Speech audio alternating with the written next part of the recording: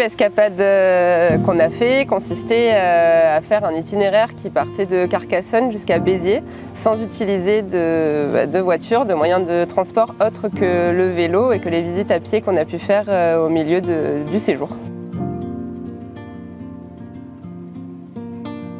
Le vélo électrique, oui, c'était une découverte. C'était très sympathique découverte d'ailleurs, avec tous les différents modes, très agréable d'ailleurs. On s'est régalé, ouais, c'était vraiment très agréable. Ouais. C'est vrai qu'on avait un peu d'appréhension au début, en fait c'est très accessible. C'était vraiment génial.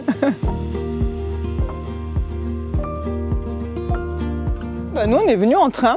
On est partis toutes les deux en train, on est arrivés donc sur Carcassonne. Exactement, on a récupéré les vélos directement en arrivant depuis la gare pour éviter justement de prendre la voiture, donc d'utiliser uniquement les mobilités douces. Concernant Carcassonne, c'était une redécouverte pour le coup, toutes ces ruelles, tous ces petits magasins, les petits restaurants bien typiques.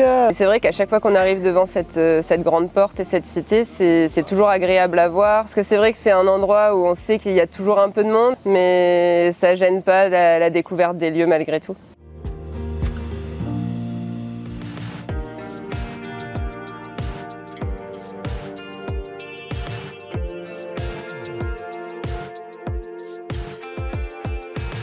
Le village de la Grasse a été une très jolie découverte. Déjà, on y arrive à vélo, on descend sur le village donc par les hauteurs, donc c'est très joli. On a passé l'office du tourisme, voir Lucie. Vous avez montré sur un plan un peu tout ce qu'il y avait à faire.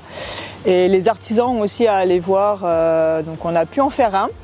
La vinaigrerie avec Cyril, pareil, qui nous a animé son commerce. C'était vraiment, c'est magique là pour le coup. Hein. Le truc c'est qu'on a 65 vinaigres différents. Alors le magasin avec nature, c'est dans la dégustation, celui qu'il est impératif de faire goûter. C'était très vivant. Très vivant, il nous a vraiment tout expliqué. Son magasin, c'est un incontournable. Cette escapade est une bonne occasion de faire des rencontres avec les locaux sur les parcours, puisque alors, les commerçants, les personnes qui ont pu nous faire des visites, les offices de tourisme, on a rencontré vraiment de toutes sortes de personnes et tout le monde était très sympathique. Donc, ici déjà, vous pouvez voir les outils en fait de l'époque. Nous avons des cuves inox et nous travaillons aussi encore avec des cuves qui sont en fibre de verre. Donc ici, voilà. Ici, vous avez des tout petits films, vous voyez. Oui, après, c'est vrai que d'aller à leur contact, ils sont ravis de nous voir venir et puis de nous expliquer un petit peu leur histoire, leur vécu. Et ouais, ça leur fait plaisir qu'on soit vers eux.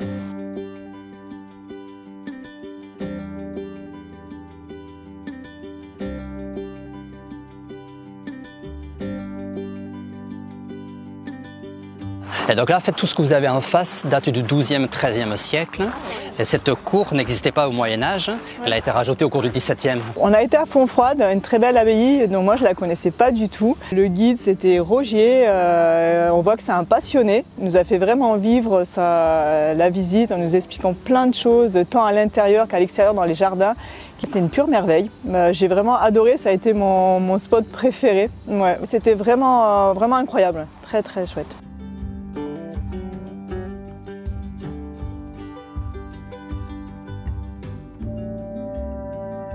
Durant l'itinéraire, on a la possibilité de s'arrêter. On croise énormément de petits villages, de hameaux. On peut faire des petites pauses baignade. On peut s'arrêter pour aller pique-niquer puisqu'il y a énormément de commerces qui traversent finalement l'itinéraire.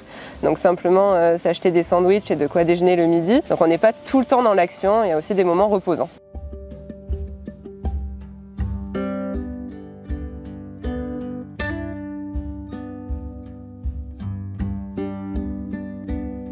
La particularité, c'est que cette collégiale, comme on le voit ici même, est simplement composée donc, de piliers, qu'on appelle donc des contreforts, mais il n'y a aucun arc-boutant.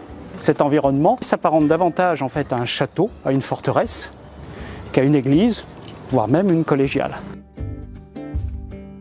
On a pu découvrir l'histoire du canal du Midi et c'est vrai qu'on a la possibilité de le longer sur une bonne partie à vélo.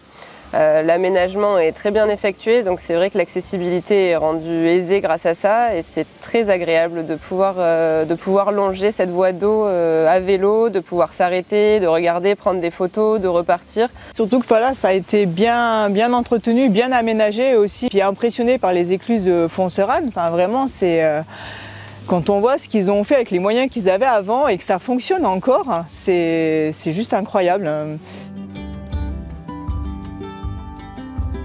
On était dans l'Aude et puis maintenant on finit à Béziers, dans l'Hérault. C'est vrai que le centre historique m'a très agréablement surprise. Je ne m'attendais pas à ce qu'il y ait de si jolies ruelles, la découverte du théâtre, les avenues Paul Riquet. C'est vrai qu'il y a de très jolies choses à découvrir sur Béziers.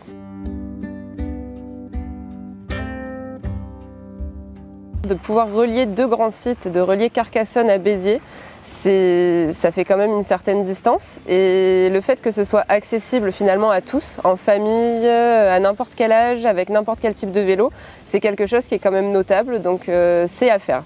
Moi je trouve que c'est un bon mode, ouais, ça permet pour des gens qui ne sont pas forcément sportifs et qui veulent découvrir des régions ou même des villes, de pouvoir le faire tranquillement. C'est vrai que c'est très accessible et c'est appréciable. C'est très appréciable, ça permet de profiter du vélo, de faire du sport, mais à la fois quand même de le faire de façon assez cool et de pouvoir voir énormément de choses grâce à ce moyen-là.